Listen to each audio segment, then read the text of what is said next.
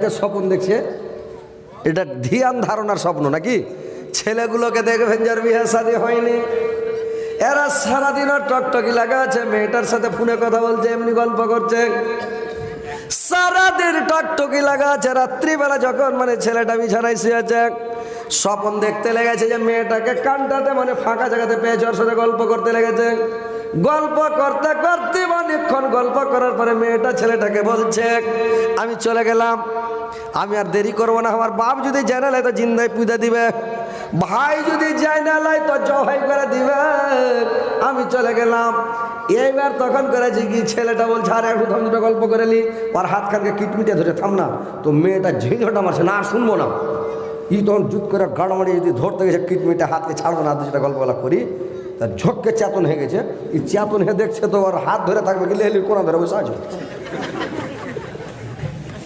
কি এরকম হয় না ভাই? কি এরকম হয় কি হয় না? ওর খেলে মেয়েটার হাত ধরে আছি, ও চেতন হয়ে দেখছে তো লেহলির কোনা ধরে বসে। এটা হলো ধ্যান ধারণার স্বপ্ন নাকি? আরেকটা অরিজিনাল স্বপ্ন। আর একটা স্বপ্ন হলো কি স্বপ্ন জানেন? শয়তানি স্বপ্ন। কি স্বপ্ন? চালা করবেন, শয়তানি স্বপ্ন, শয়তানি দেখায়, আইড়া হয়ে তাড়ছে, কান্নি মারছে, ও বাপরে মারে করে পালাইছে, ভূত হয়ে তাড়ছে, চাপ ধাড়ার উপরে পড়ছে, ও কত রকম ভয় দেখাচ্ছে, কত রকমের ভয় দেখাচ্ছে, পালাইছে, সাপে তাড়ছে, বাঘে তাড়ছে, কিসে তাড়ছে, কি করছে, পালাইছে, চিল্লাইছে, চেঁচেছে। শয়তানি স্বপ্ন, শয়তানে হয়রান করবে, ভাইজান মারতে পারবে না।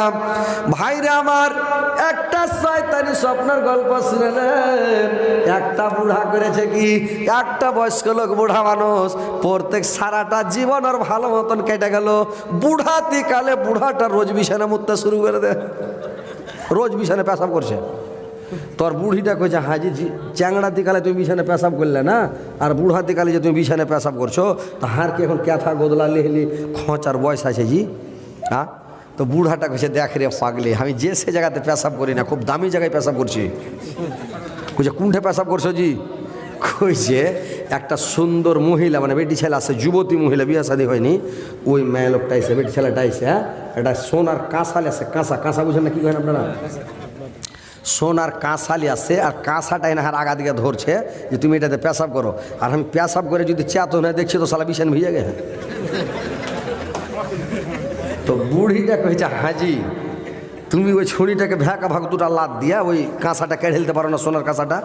বেটারা ভাত দেয় না, ভালো মন্দ কিনে দেয় না, কিছু খাইতে দেয় না, তো কাঁসাটা বেচে দেবো, মেলায় টাকা হবে, বুড়া বুড়ি ভালো মন্দ খাবো, তো তুমি ওকে 2 লাখ দিয়ে কেড়ে ফেলতে পারো না কাঁসাটা? ওই যে কথাটা তো ভালোই কইলে রে, হার বেড়ে নেই ছিল না, এটা ধ্যান দিনি। তো এই জকের রাইতে কেড়ে নেবো, ভ্যাকা ভাগ 2 লাখ দিয়ে কিন্তু ওটা কেড়ে নেবো। এইবার তখন কী করেছি জানেন? রাইতে কি করেছে, স্বপ্ন দেখতে লেগেছে, বুড়ার বুড়ি এক জায়গায় ঘুমাইছে রে ভাই। এবার বুড়া স্বপ্ন দেখতে লেগেছে, বুড়িও একবারে ট্রেক্টর চালু করে দিয়েছে, ও নিন পড়ছে একবার গাড়ার করে বুড়া বুড়ি লাগ ডাকতে শুরু করে দিয়েছে। এইবার বুড়া তখন স্বপ্ন দেখতে লেগেছে, কি স্বপ্ন? ওর নামই তো হলো শয়তান। কি আর মানুষ নাকি ও সেদিন আর বেটি ছেলে হয়ে আসেনি, সেদিন করেছে কি, ও একবারে তাগড়া মাস্তান বেটা ছেলে হয়ে চলে এসেছে শয়তান। এইবার তাগড়া হয়ে চলে এসছে, আইসা বুড়াকে বলছে, দাদু তোমার কি টাকা পয়সার দরকার আছে? যে দাদু বলে, টাকার দরকার নাই, হার বুড়ি ভালো মন্দ খাবে লেখা লালাইছে, টাকা তো সবসময় হার দরকার, ব্যাটারে তো ভালো মন্দ কিনে দেয় না। তো বলছে চলো তাহলে, স্যাট আছে এটা একটা, খুব পয়সাওয়ালা লোক আছে, আর ওর পালঙের তলে 2টা টাকার বস্তা আছে, তো টাকার একটা বস্তা চুরি করে পালেও মাঠে ভাগ করে, দুজনে মিলে খাবো, সারা জীবন খেয়ে উড়াবে না, চলো। তো বুড়া একটু লাইছে, বুড়া গেছে চলো, দুজনে মিলে চুরি করতে চলে গেছে। তো শয়তান কইছে, তুমি ঢুকো, আর আমি পহারা দিছি কেউ আসছে নাকি, আর 2টা যে টাকার বস্তা আছে, তো নোটেরটা ধরে টানবে, আওয়াজ করবে না, সুর করে চলে আসবে, আওয়াজ হবে না। আর যেটা রেজকি পয়সা আছে ওটা টানলে কিন্তু হড়মড় করে বাজবে, সাহান পিঠা ঘর পালাস্তর করা আওয়াজ করবে, তুমি ওটা টানিও না। বুড়া বাপের কালে জিন্দগিতে চুরি করেনি, জানে না, ও নোটেরটা ধরে টানবে, কি জানের তোকে পয়সাটা ধরে টানতে লেগেছে, রেজকি পয়সাটা হড়মড় করে ভাইজা উঠুক, স্যাট চেতন, স্যাট কে আছে, চোর চোর চোর, ধর ধর, টানতে লেগেছে। শয়তান আগে পালায়, বুড়া ধুকুর ওর পাছে দৌড়ায়, আর এই স্যাট ওর পাছে দৌড়ায়। গায়ের মাথাতে যায়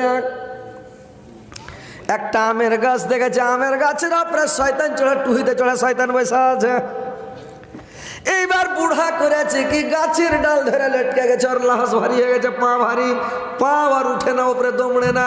বুড়া কি করবে, ডাল ধরে লটকে আছে, স্যাট পাছা দিক থেকে ধরতে ধরতে এসে বুড়ার ট্যাং ধরে লটকে গেছে। বুড়া ডাল ছাড়লাম, বুড়ার ডাল ছাড়ে না, ছাড়লে গরমে বেই। ই তখন ওর পা ধরে ঝুল্লু খেলছে, বুড়া ডাল ছাড়, বুড়া ডাল ছাড়, বুড়া ডাল ছাড়ে না। আর স্যাটকে চেঁড়ালিয়াও থাকতে পারে না, বুড়া মানুষ শক্তি কমে গেছে, রক্ত তার গরম নেই, যখন চেঁড়ালিয়া দিবে শর্ট করে উড়িয়ে দেবে। বুড়া মানুষ ই তখন ওই শয়তানকে কইছে, হাজি ভাই ই যাহার পা ছাড়ে না, কি করব, কোনো বুদ্ধি আছে? আর ওকে চেঁড়ালিয়ে থাকতে পারি না, কি করব? তো শয়তান কইছে, তোর কাছে বুদ্ধি নেই, তো সামান্য বুদ্ধি ও ছেড়ে আপনি বাপকে পালাইবে। কইছে কি বুদ্ধি? কইছে ওর মাথাতে ভড় ভড়িয়া হাগ আপনি পালাইবে। তো বুড়া কইছে তাকে মেলাক্ষণ থেকে ডরে ভয়ে হাগা লেগেছে, তো আমি হাগি না, তো দিয়ে দিই। কোচা দিয়ে দে। ই পড়িয়া যখন এমন স্পিরিটে দিয়েছে, একবারে 2.5 কিলো স্যাটের মাথাতে হয়ে গেছে। আর বুড়ি তখন বুড়ার কোখাতে হুঁড়া মারতে লেগেছে, রে বুড়া, বুড়া চেতন। ওই যে প্রত্যেক দিন তো বিছানা মুখ তো আজ যে হেগা বুঝ করে দিলে, হ্যাঁ ই বুড়া চেতন হয়ে দেখছে তো বিছানা 2.5 কিলো তহমনের মধ্যে। তো শয়তান ভাই, শয়তান কোনোদিন ভালো হয়েছে ভাই? ওর নাম কেন শয়তান কহেন? ভাই আমার দেখেন, এবার স্বপ্নের তাবির আলো। তারপর দিন সকালবেলা, এইবার সকালবেলা বাদশা রায়হান জেলের মধ্যে এসে একে জেল থেকে ছুটিয়ে নিয়ে চলে গেল। বলল যাও, আবার তুমি শরাব পান করাবে, জুস পান করাবে। বাবরচিকে সুলিতে চড়িয়ে দিল আর জান মেরে দিল, শেষ। মৃত্যুদণ্ড সাজাওয়াকে সুলিতে চড়িয়ে মেরে দিল। ইয়াকে যখনই জেলখানা থেকে ছুটে যায়, ইউসুফ আলাইহিস সালাম লোকটাকে বলল, ভাই তুমি তো জেলখানা থেকে ছুটে যাচ্ছ, কিন্তু একটা কথা ভাই মনে রাখিও, আমার কথাটা বাদশাকে বলিও। তো তুমি তো সব সময় বাদশার কাছে থাকছো, তো বাদশাকে একটা কথা বলিও, ভাই ইউসুফ নামে একটা ছেলে আছে, বিনা দোষে জেলখানাতে পড়ছে, তো ইউসুফকে যেন জেল থেকে ছেড়ে দেয়, আমাকে ছেড়ে দেয় ভাই বলিও, তো যেন আমাকে ছুটি দিয়ে দেয়। ই আল্লাহর কাছে দোয়া করতো, আল্লাহ আমাকে জেল থেকে ছুটাও। আল্লাহকে না বলে বললো যে বাদশাকে বললি যে আমাকে ছেড়ে দেয়, আল্লাহ নারাজ হয়ে গেল। আল্লাহ ওই লোকটাকে ভুলিয়ে দিলে, দিয়া লোকটা বেমালুম ভুলে গেল। 7 বছর ভুলে থাকলো ভাই, 7 বছর জুলেখা জেলের মধ্যে থাকলো। জেলের মধ্যে 7 বছর থাকার পরে এবার ভাইরা আমার বাদশা রায়হান একদিন রাত্রিবেলা স্বপ্ন দেখলো। কি স্বপ্ন দেখলো বাদশা রায়হান? বাদশা রায়হান স্বপ্ন দেখলো যে 7টা গাই এসে 7টা গাভীকে খেয়ে নিল, 7টা গাছ এসে 7টা গাছকে খেয়ে নিল। এই স্বপ্ন যখন দেখলাম, দেখে বাদশা রায়হানের ঘুম ভেঙে গেল। বাদশা সকালবেলা যত ঠিক হওয়া, যত নুজুম আছে, যত ঠিক আছে, সবকে ডেকে বললো, তোমরা গোনা পড়ে দেখো, তোমরা ঠিক দেখো তো, পাঞ্জি দেখো, দেখে বলো তো এই স্বপ্নটা কেন দেখলাম, এর কারণটা কি, তোমরা একটু আমাকে বলো তো। এরা পাঞ্জি দেখছে, ঠিক ওরা ঠিক দেখছে, কিন্তু মানে কিছু ঢুঁড়ে পাই না, মানে কি বুঝতেই পারে না, ঘোড়ার ডিম কিছু বুঝতে পারে না।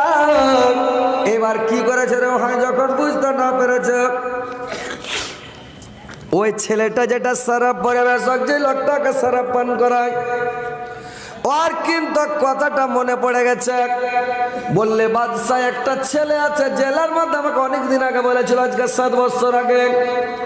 ছেলেটা জেলের মধ্যে জেল কাটছে, জেলের মধ্যে আছে, তো ছেলেটা বিনা দোষে জেলের মধ্যে পড়ছে। ছেলেটা ছাড়ার কথা বলেছিল, আর ছেলেটা স্বপ্নের তাবির করতে পারে খুব সুন্দর।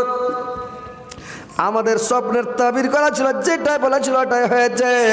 আপনার স্বপ্নের যদি তাবির করা দেয়, তো আপনার স্বপ্নের তাবিরটা ঠিক হয়ে যাবে, আপনার স্বপ্নের তাবির ঠিক হবে বলে দিতে পারবে। বাদশা রায়হান বলল, যাও ছেলেটাকে জেলখানা থেকে ছুটিয়ে বাড়ি নিয়ে চলে সবার কাছে নিয়ে এসে যাও। বাদশা রায়হানের কাছ থেকে দৌড়িয়ে আসলো, আর দৌড়িয়ে আসা, দৌড়তে দৌড়তে আসা, মানে ইউসুফকে বলল, ভাই মাফ করবেন, আমার ভুল হয়ে গেছে, আমি বলতে ভুলে গিয়েছিলাম, আমার খেয়াল ছিল না ভাই, আজকে আমার আপনার কথা মনে পড়েছে ভাই, আমি বাদশাকে বলেছি আমার বাদশার খুব স্বপ্ন দেখেছে, আমার বাদশার স্বপ্নের তাবিরটা করতে হবে, তাবিরটা বলে দেন। আর আপনাকে বাদশা ডেকেছে, আপনি জেলখানা থেকে ছুটা বাড়ি চলেন, আপনাকে নিয়ে যাই, চলেন। হযরত ইউসুফ আলাইহিস সালাম বললেন আমি জেলখানা থেকে এখন বাড়ি যাব না, আমি জেলখানার মধ্যে থাকব যতক্ষণ পর্যন্ত আমার প্রমাণ না হবে আমি জেলের মধ্যে কেন আসলাম, কি কারণে আমাকে জেলে দেওয়া হয়েছে, যতক্ষণ প্রমাণ না হবে ততক্ষণ পর্যন্ত আমি জেলখানা থেকে ছুটে বাড়ি যাব না। প্রমাণের দরকার নাকি? এবার এই স্বপ্নের তাবির বলে দিল যে 7টা গাই এসে 7টা গাইকে খেয়ে নিল, 7টা গাছ এসে 7টা গাছকে খেয়ে নিল। আর মানে হলো 7 বছর পানি হবে, বৃষ্টি হবে, ফসল একদম ধামাকা হবে, তারপরে 7 বছর কাহাসালি, দুর্ভিক্ষা, অভাব, অনটন আসবে, বৃষ্টি হবে না, দুনিয়াতে ফসল হবে না, মাটি পুড়ে যাবে, ঘাস পুড়ে যাবে, কোনো ফসল উপজিবে না, তো 7 বছর অভাব অনটন হবে। এই স্বপ্নটার মানে হলো ই সারা পরিবেশ গাইছে বাদশাকে যেমন করলে বাদশাহ আরও পেরেশান হয়ে গেল, যে ব্যাপার খারাপ, এরকম যদি হয়ে যায় তো কী করবো, আল্লাহ কেমন করে দেশের লোককে বাঁচাবো, কী করে বাঁচবো, কী করবো, মানুষ পেরেশান হবে না যে ভাই।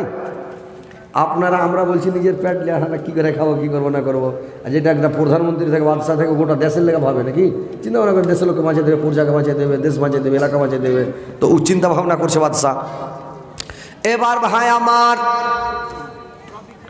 বাদশারও পেরেশান হয়ে গেল, বলল ছেলেটাকে নিয়ে আয়। ছেলেটা বলল ইউসুফ বলেছে আমি প্রমাণ না হওয়া পর্যন্ত বাড়ি যাব না। এইবার বাদশার রায়হান এবার মানে কল্লা কি বের হয়ে গেল রে ভাই। এসে আজিজ মিসরকে জিজ্ঞাসা করল, আজিজ মিসরকে বলল আজিজ সাহেব বলো তো ইউসুফ ছেলেটা কেমন, ইউসুফের চরিত্র কেমন, ইউসুফ ছেলেটা কি ধরনের কেমন ছেলে বলো তো। আজিজ মিসর বলল বাদশাহ কি বলবো, ছেলেটা মহাকাল ফলের মতন, ছেলেটার চরিত্র ভালো নয়, বুদ্ধি জ্ঞান ভালো নয়, আক্কাল ভালো নয়, জ্ঞান গরিমা ভালো নয়, ছেলেটা একবারে বাজে ছেলে। আজিজ মিসর বলল এবার ভাইরে আমার মেয়ে ছেলের মধ্যে আপনার একটা লোক ভালো লোক গলাকে পাঠান, ওরা টাকা দেবে, টাকা গেলা নিয়ে আসবেন, বুঝতে পারলেন, ভালো একটা লোক পাঠান, ভালো লোক। হ্যাঁ মেয়ে ছেলে ভলেন্টিয়ার আছে, তো মেয়ে ছেলে যারা ভলেন্টিয়ার আছেন যারা টাকা দিবেন লক করে করে টাকাগুলো উঠিয়া টাকাগুলাকে দিয়ে পাঠাও। হ্যাঁ অন্য হাতে উঠে নাও আর টাকাটা উঠিয়ে লেসে তখন পৌঁছে দেবে। আর আপনারা যারা দিবেন ভাই একটু যদি যে দিবেন দিয়ে দেন, হ্যাঁ একটা চাদর নিয়ে একটা ঘুরিয়ে দেন, না হলে আপনারা এদিকে একটা চাদর ঘুরিয়ে দেন, একটা চাদর ঘুরিয়ে দেন, এমন একটা এই যাবে কাজ। হ্যাঁ ওই স্টেজার ক্যান করে দিতে আসবে, কী করে দিবে নাকি, যে যা দিবেন দিয়ে দেন। আর আমার বক্তব্য চলতে থাকছে ভাই। এবার ভাইরে আমার এইবার তাকর করলে কি বাদশা রায়হান জেলখানাতে গিয়ে জেলের জেলারুকে বলল, জেলের দরগাকে বলল ইউসুফ ছেলেটা তো 7 বছর জেলখানাতে থাকলো, তো ইউসুফ সম্পর্কে বলো তো ছেলেটা কি ধরনের, কেমন ছেলে, ওর বুদ্ধি জ্ঞান চরিত্র কেমন। জেলের দারোগা বলল শুনেন বাদশাহ ছেলেটা সম্পর্কে কি বলবো, এত ভালো ছেলে, এত সুন্দর ছেলে, আমরা জিন্দগিতে এত সুন্দর ছেলে, ভালো ছেলে জীবনে দেখিনি বাদশাহ। এত ভালো ছেলে, জেলের মধ্যে কোনো কাজিয়া নাই, ঝগড়া নাই, বিবাদ নাই, বিসংবাদ নাই, কোনো লাফড়া নাই, লোককে খালি দিন ধর্মের গল্প করে, ভালো ভালো কথা বলে, কাজিয়া ফসাদ নাই, লাফড়া নাই, কিছু নাই, সবকে নিয়ে বসে বসে ভালো ভালো কথা বলে, ছেলেটা এত ভালো। এবার বাদশা রায়হান ওখান থেকে চলে গেল, যে কি মানে ইউসুফের কাছে খানা কোথা থেকে আসে, বলে জুলেখার বাড়ি থেকে আসে, 5টা মহিলা খানা দেয়। 5টা মহিলাকে জিজ্ঞাসা করলো বলো তো ইউসুফের সম্পর্কে, ইউসুফের চরিত্র কেমন, বুদ্ধি কেমন বলো তো। ইউসুফ মহিলা 5টা বলল শুনেন বাদশাহ ইউসুফের ব্যাপারে কি বলবো বাদশাহ, ইউসুফ ছেলেটা এত ভালো ছেলে, এত সুন্দর ছেলে, এত চরিত্রবান ছেলে আমরা জীবনে দেখিনি। আর এর মতন ছেলে আছে কিনা আল্লাহ জানে, আমরা জানি না। এত ভালো ছেলে জিন্দেগিতে কোনোদিন আমাদের চোখে চোখ ফেলেনি, আমাদের মজাক করেনি, ঠাট্টা করেনি, আমাদের দিকে চোখ তুলেও দেখেনি। এত ভালো ছেলে, এত সুন্দর ছেলে দুনিয়াতে এরকম ছেলে নাই, আমরা দেখিনি, আমাদের নজরে পড়েনি। এখানেও রেকর্ড ভালো পেয়ে গেল। এবার বাদশা রায়হান জুলেখাকে জিজ্ঞাসা করল, জুলেখাকে বলল, জুলেখা রে, জুলেখা তুমি বলো তো ইউসুফ ছেলেটা কেমন, ওকে কেন জেলে পাঠালছ, কি ব্যাপার? জুলেখা তখন ফপিয়ে ফপিয়ে কাঁদতে লাগলো। জুলেখা তখন ফপিয়ে ফপিয়ে চিল্লা চিল্লা কাঁদতে লাগলো। অনেকক্ষণ ধরে জুলেখা কাঁদলো। কাঁদার পরে জুলেখা বলল, কি বলবো বাদশাহ, দুঃখের কথা কি বলবো বাদশাহ, দোষী যদি দোষ স্বীকার করে নাই তাহলে সাক্ষীর দরকার পড়ে না, আর দোষী যদি দোষ স্বীকার না করে সাক্ষীকে তলব করতে হয়, সাক্ষীকে জিজ্ঞাসা করতে হয়। কিন্তু ইউসুফের কোনো দোষ নাই, যত দোষ আছে আমার, যত ভুল হয়েছে আমার, কিন্তু জুলেখার কোনো দোষ নাই। জুলেখা নির্দোষ, মানে ইউসুফ নির্দোষী, ইউসুফের কোনো দোষ নাই, সমস্ত দোষ আমার। এত ভালো ছেলে, এরকম ভালো ছেলে দুনিয়াতে নাই বাদশাহ। সবাই রিপোর্ট দিলে যে জুলেখা ভালো, ইউসুফ ভালো, আর আজিজ মিসর বলছে ছেলেটা খুব খারাপ। তখন লোক যদি মানুষের কাছে মুখ না পায় তখন বাড়ি বাড়িকে যে কিলেতে শুরু করে না, মারে কি না, বাড়ি বাড়িকে মারতে লাগবে। তোর লেখা কারো কাছে মুখ পায় না নাকি, কিন্তু বোকা আর নিজের চাল দোষেও মুখ পায় না, আর তোর মেয়েটাকে মারবে। তো এইবার তখন করেছি কি, আজিজ মিসের মুখ দেখ কি কথা বাহির হবে, ধিড়া না পেয়া কয়েছে, যা তো কথা লাগ, তোর বাপ কথা লাগ, তোর মা কথা লাগ, তোর 14 গোষ্ঠী কথা লাগ, যা। আজিজ মিসের জুলেখাকে তাল্লাক দিয়ে দিলে না, আজিজ মিসের বাড়ি গেল। বাড়ি যা বেশি দিন বাঁচেনি, চিন্তা ভাবনাতে সোগে আজিজ মিসের মরে গেল। আজিজ মিসের যখন মরে গেল, তো আজিজ মিসের যখন মরে গেল তখন জুলেখা বাড়িতেই থাকে। ওর তো আলাদা বাড়ি সেপারেট বানা আছে, বাড়িতেই থাকে। এবার ভাইরে আমার, মানে ইউসুফ শুনতে পেল, সবাই রিপোর্ট দিয়েছে ভালো। এইবার আজিজ মিসর খালি খারাপ বলেছে, বাদবাকি সবাই ভালো বলেছে। বাদশা রায়হান ইউসুফকে জেলখানা থেকে ছুটে বাড়ি নিয়ে চলে গেল। আর চলে যাওয়ার পরে 40 রকম ভাষাতে প্রশ্ন করল। ইউসুফকে 40টা ভাষাতে যখন প্রশ্ন করল, 40টা ভাষাতে প্রশ্নের উত্তর দিয়ে দিল রে ভাই। 40টা ভাষাতে যখন প্রশ্নের উত্তর দিয়ে দিল, মানে বাদশা রায়হান ইউসুফের পিঠে থাবা মেরে বলল, তুমি প্রধানমন্ত্রীর উপযুক্ত, তোমাকে প্রধানমন্ত্রী বানা দরকার, এত তোমার ভিতরে জ্ঞান আছে। বাদশা রায়হান বলল, তোমাকে আমি প্রধানমন্ত্রী বানিয়ে দিতে চাই, তোমার মতামত কি?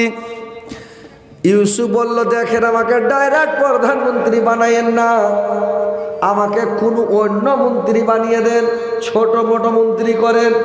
বললে কি মন্ত্রী তোমাকে বানাবো বলো? ইউসুফ আলাইহিস সালাম বলল, আমাকে খাদ্যমন্ত্রী বানিয়ে দাও। মানে মেন তহবিলটা হাতে করে নিছে ইউসুফ, আমাকে খাদ্যমন্ত্রী বানিয়ে দাও। বাদশা রায়হান বলল, যাও তোমাকে খাদ্যমন্ত্রী করে দিলাম, আজ থেকে তুমি খাদ্যমন্ত্রী। এবার খাদ্যমন্ত্রী করে দিল।